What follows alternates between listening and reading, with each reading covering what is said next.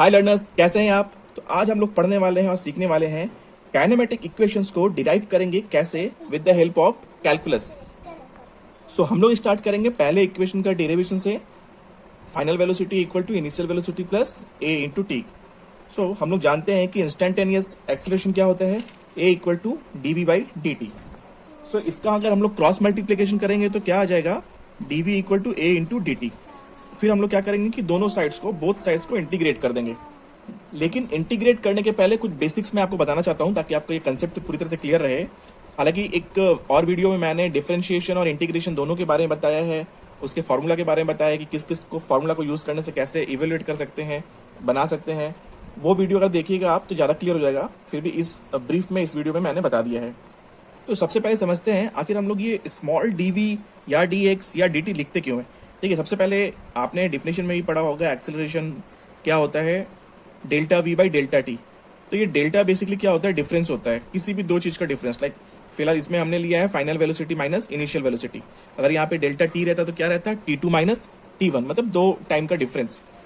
तो लेकिन जब डेल्टा टी, मतलब अगर मान लीजिए हम लोग वेलोसिटी ही निकाल रहे हैं तो वेलोसिटी कहीं ना कहीं से टाइम डिपेंडेंट रहता है, विद रिस्पेक्ट टू टाइम ही हम कैलकुलेट करते हैं।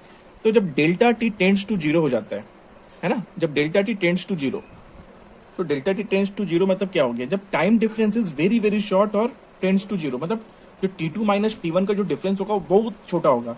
लाइक अगर टी वन मान लीजिए एक सेकंड पे कोई गाड़ी स्टार्ट होती है और हमने बोला कि भाई टी टू पे उसका इंस्टेंटेनियस वेलोसिटी बता दो, तो टी टू कितना हो गया 1.005 सेकंड, मतलब 0.005 मिली सेकंड, ये ना मिली सेकंड का डिफरेंस आएगा।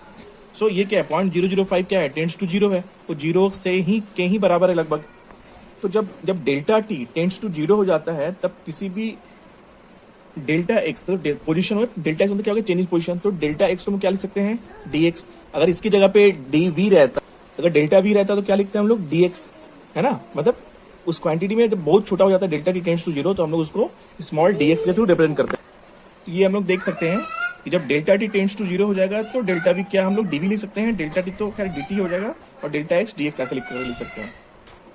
ठीक है, तो हम आगे बढ़ते हैं। हम लोग अब दोनों साइड को इंटीग्रेट कर देते हैं, है ना। सो इंटीग्रेट कहाँ से कहाँ तक करेंगे, initial velocity to final velocity और T1 टू T2। तो T1 क्या है, यूजुअली T1 जीरो ही रहता है ना। So zero to t a into d t. अच्छा, इसको सॉल्व करने के लिए हम लोग कुछ इंटीग्रेशन फार्मूला का यूज करेंगे। वो इंटीग्रेशन फार्मूला क्या है मैं आपको बताता हूँ। तो ये जो फर्स्ट फार्मूला है, रूल्स है, वो हम लोग यूज करेंगे। देखिए यहाँ पे क्या है, इंटीग्रेशन, अगर ये सी क्या है, कांस्टेंट, कोई भी कांस्टेंट अगर रहेगा और एफ एक्स कोई फंक्शन है इंटू डी एक्स, तो कांस्टेंट क्या हो जाएगा, बाहर आ जाएगा। तो इंटीग्रेशन फाइनली कैसे करेंगे, कांस्टेंट फिर इंटीग्रेशन जो फंक्शन है इंटू डी एक्स। सो दूसरा हम लोग क्या यूज करेंगे इसमें, अगर कोई भी इंटीग्रेशन ए टू बी है ना, और F x into D x है, तो इसको जब फाइनल हम लोग इवेल्युएट करते हैं तो इसको कैसे लिखते हैं, ये जो भी वैल्यू है अपर वाला वो एफ बी माइनस जो लोअर वैल्यू है वो एफ ए, है ना, इसको इस तरह से लिखते हैं। तो आगे मैं दिखाऊंगा तो आपको पता चल जाएगा। एक एग्जांपल भी सॉल्व करके दिखा देता हूँ कैसे करते हैं। तो देखिए ये उसी तरह का मैंने एक लिया है। तो अगर इवेल्युएट करना हो इस इंटीग्रेशन को तो 0 to 6 2 इंटू डी एक्स, ये कॉन्स्टेंट है इंटू डी एक्स। तो कॉन्स्टेंट क्या है, बाहर निकल जाएगा, तो 2 into integration 0 to 6 d x equal to 2 बाहर निकल गया। अब इस ये फंक्शन है तो ये क्या हो जाएगा, अपर ये एफ एक्स में 6 और नीचे का वैल्यू -0, तो ये फाइनल 6 -0 क्या हो गया 6, तो 2 इंटू 6 इक्वल टू 12, है ना। उसी तरह से इसको इवेल्युएट करेंगे तो क्या आ जाएगा, V F minus V I equal to A T minus zero, है ना। तो V F minus V I equal to A T, तो वी एफ फाइनल वेलोसिटी क्या हो गया, V I plus A T. अब हम लोग सेकंड इक्वेशन डिराइव करेंगे, X equal to initial velocity into T plus half A T square. So इसके पहले वाले जो इक्वेशन है हमने कैसे डिराइव किया था, acceleration equal to D V by D T. So इसको हम लोग डिराइव करेंगे वेलोसिटी के थ्रू। तो वेलोसिटी इक्वल टू क्या होता है, d x by D T. So d x equal to cross multiplication करेंगे तो क्या हो जाएगा, v इंटू डी टी। इसमें हम लोग बोथ साइड को इंटीग्रेट कर देंगे, लाइक फर्स्ट वाले इक्वेशन के थ्रू कैसे किए थे। सो दोनों साइड को इंटीग्रेट करेंगे और यहाँ लोअर और अपर क्या रखेंगे, x0, है ना। जो कोई भी मोशन इनिशियल x0 पे रहता है, मतलब रेस्ट पे रहता है, x0 हम लोग कुछ भी ले सकते हैं, यहाँ हमने x0 लिया है, टू x जो पोजिशन पे जाएगा, और कहाँ तक, सो 0 टाइम से t टाइम तक। लेकिन यहाँ पे v क्या है, so we zero plus A T है ना। सो आगे क्या होगा, इंटीग्रेट, ये सेम वे में ऐसे x zero to d x हो जाएगा, और यहाँ पर ये हो जाएगा v zero d t plus, ये देखो ये दोनों पार्ट के हमने डिफरेंट कर लिया। क्यों किया है वो फॉर्मूला मैं आपको दिखा देता हूँ। सो ये देखिए यहाँ पे क्या है, अगर इंटीग्रेशन ये रूल्स है तो रूल्स में क्या है, अगर एक साथ दो फंक्शन आता है dx में, एफ एक्स प्लस जी एक्स इंटू डी एक्स, तो इसको हम लोग दोनों को सेपरेट वे में प्रोसेस करते हैं, है ना। तो इसी रूल का यूज़ करेंगे अभी।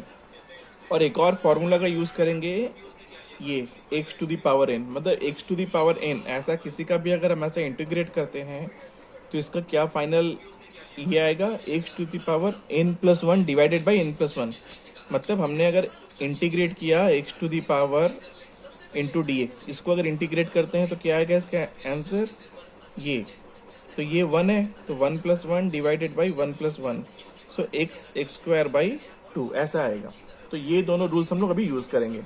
सो ये आपको क्लियर हो गया हो कि हम लोग दोनों को सेपरेटली यहाँ पे इवेल्युएट कर रहे हैं, है ना। सो उसको हमने आगे इवेल्युएट किया, तो ये क्या हो गया, x minus x zero, upper limit minus lower limit में, है ना।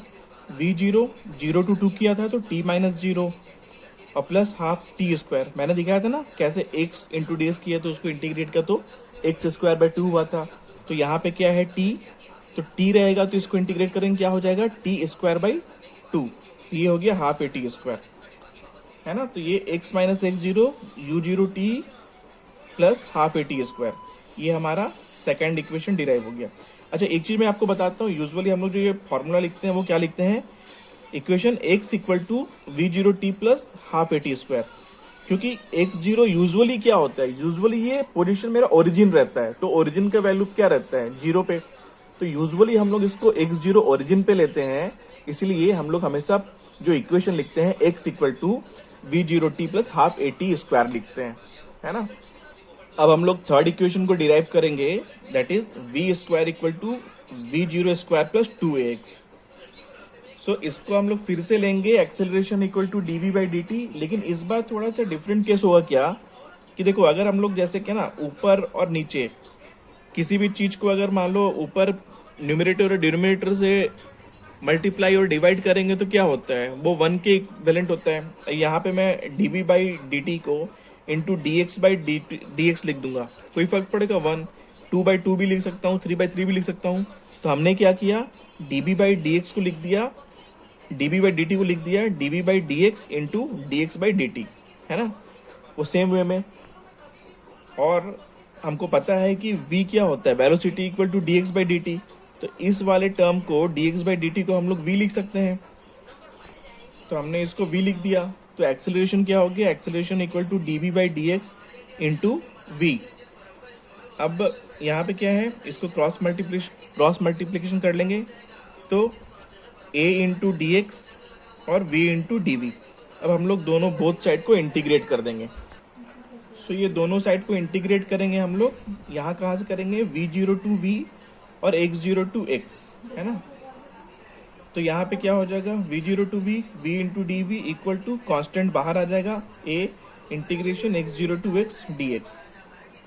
तो इसके पहले वाले में मैंने बताया था कि जो फॉर्मूला था क्या था, अगर t v into d v रहेगा तो क्या हो जाएगा, v one plus one by one plus one, मतलब वी स्क्वायर बाई टू, तो वही आ गया वी स्क्वायर बाई टू, और अपर लिमिट और लोअर लिमिट को माइनस करना है, a x minus x zero.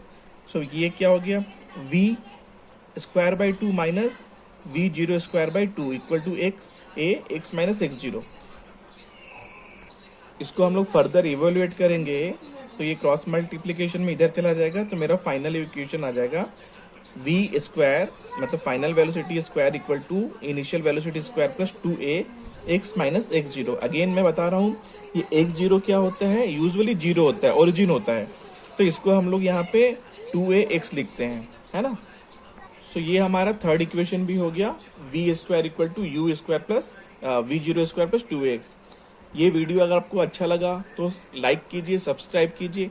अगर कुछ समझ में नहीं आया हो या कुछ समझना हो तो कमेंट सेक्शन में बताइए कि क्या है, मैं उसका वीडियो अलग से बना दूंगा। Thank you.